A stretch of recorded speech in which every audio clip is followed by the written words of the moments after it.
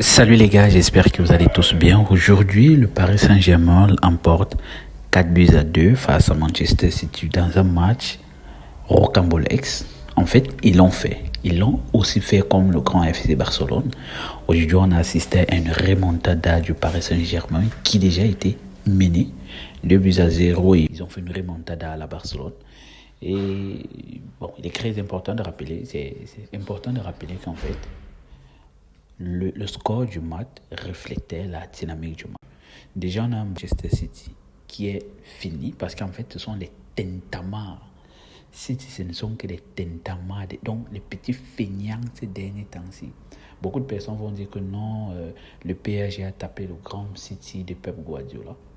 En fait, la situation de City reflète leur jeu. Présentement, tous sont à terre. La mentalité zéro, style de jeu zéro, technique de jeu zéro. Les gars sont nuls. Même les individualités sont devenues nulles. En fait, tu sens que les gars ont perdu leur essence de jeu, leur façon de jouer, leur influence et leur domination. Bien évidemment, pour moi, je pense qu'aujourd'hui, ce n'est pas le PSG qui était fort. C'est juste City qui a été vraiment faible. Et vous savez bien, quand une équipe forte rencontre une équipe faible et que cette équipe forte-là devient faible, on a l'impression que l'équipe faible est devenue forte. Et c'est ça qui s'est réellement passé avec City. Parce que là, City n'a plus cette domination du match. City n'a plus cette influence du match par ses joueurs, de Kevin De Bruyne, Kvardol, Akanji, et Anderson, comment on appelle le gars, la Foden. En fait, c'est mauvais quoi. Plus rien ne va. En fait, rien ne donne à Manchester City présentement. Celui qui va te dire que non, City c'est une grande équipe là. Non, en fait, City a juste fait son temps. City a dominé ces 10 ans. Et je pense que là, c'est une petite erreur de Pep Guardiola. Je pense que Guardiola aurait dû quitter City l'année passée. Bon, c'est vrai, c'est pas très poli de parler de la vie privée de quelqu'un, mais je pense que le gars vit encore une situation très compliquée à la maison. Et le gars revient encore vivre une pareille situation en plein match. C'est normal, le gars peut péter les plombs, quoi. Le gars peut péter les plombs, ces joueurs qui ne foutent rien, qui ne suivent pas les instructions. Mais la question est celle de savoir, est-ce que c'est Pep Guardiola qui ne se fait plus comprendre ou bien c'est que Pep Guardiola est déjà obsolète? Parce que beaucoup de personnes vont dire que non, Luis Enrique a dominé le jeu. C'est vrai. Là, il faut vraiment féliciter lui. Il faut vraiment féliciter le PSG. Le PSG est venu avec un style de jeu propre, des tactiques propres. Ils ont joué la première mi-temps. Je pense que les 70 premières minutes, le PSG a joué sans numéro 9. Et la tactique de Luis Enrique était d'exploiter les forces de ses ailiers.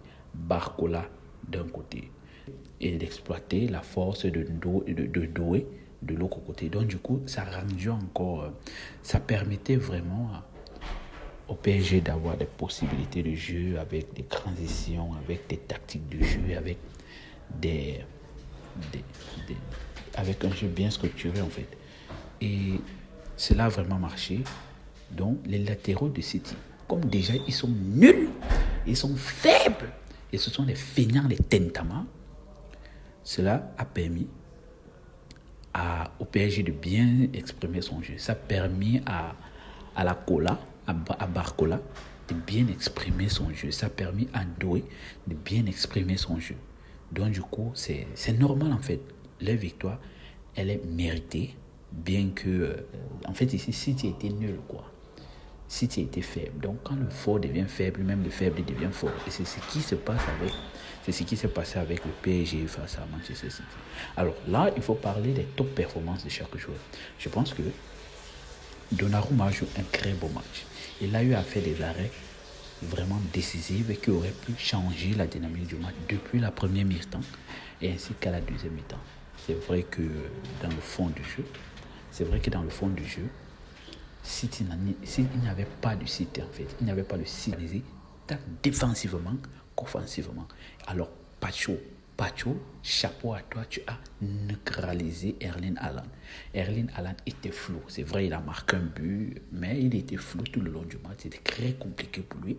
À chaque toucher de ballon, il y avait Pacho ou il y avait Marquinhos. Donc, du coup, les gars ont bloqué totalement Erling Haaland. Je ne veux pas parler de Foden qui était vraiment transparent dans le match. Dominateur de la part des plus faibles qui sont devenus forts parce que le fort est devenu faible. Donc, du PSG. Je n'ai pas vu un PSG extrêmement fort face à Manchester City. Bon, c'est vrai qu'ils ont dominé. Bon, ils ont encaissé pratiquement 2 buts en l'espace de 6 minutes. Et c'est là en fait que tu te rends compte que les tentamars de City sont... En fait, les joueurs de City présentement, tous sont des tentamars. C'est là que tu te rends compte que rien ne va plus à Manchester City. Comment vous pouvez mener 2-0 face à une équipe qui n'est pas très forte, mais qui a su exploiter ses ailiers et qui a su exploiter ses milieux de terrain. Mais vous perdez, vous encaissez pratiquement 3 buts en l'espace de quelques minutes.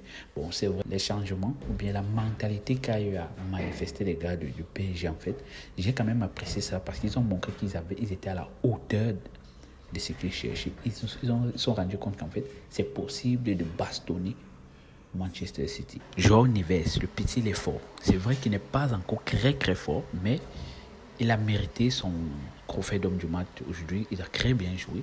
J'ai vraiment apprécié leur réaction. João Neves, qui a su menacer et dominer le milieu de terrain de City avec l'entrée de Dembouz. Beaucoup de personnes aujourd'hui disent que non, Dembouz, c'est un joueur extraordinaire. En fait, Dembouz, il a sa particularité. Dembouz, c'est le genre de joueur, il est prêt à faire la différence, mais malheureusement, il ne fait que ces différences qu'après chaque 6 mois. Aujourd'hui, Dembouz fait une différence à son entrée de jeu. Il fait petit pont, il met des ballons poteaux, le gars met un but. Aujourd'hui, nouveau slogan, non.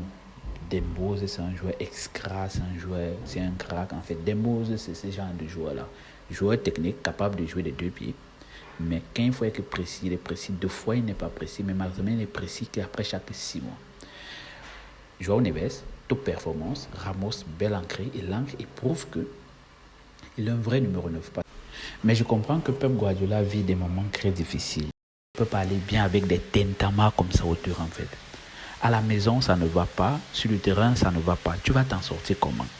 Tu vas faire ça comment? En fait, franchement, les gars là sont nuls. Ils sont nuls, quoi. C'est mauvais, c'est inacceptable. Bon, en fait, c'est acceptable aujourd'hui parce qu'avant, c'était inacceptable. Mais en fait, aujourd'hui, c'est acceptable. Donc, avec une telle performance, c'est normal que le PSG gagne ce match. Donc moi, je pense qu'il faut féliciter vraiment les supporters du PSG d'avoir cru et d'avoir eu raison de croire qu'en fait, qu'ils devaient aussi taper ce City. Félicitations à vous, félicitations pour vos potentielles qualifications parmi les 24 premiers. Et c'est super bien, quoi. Bon, maintenant, on ne sait pas ce qui va se passer.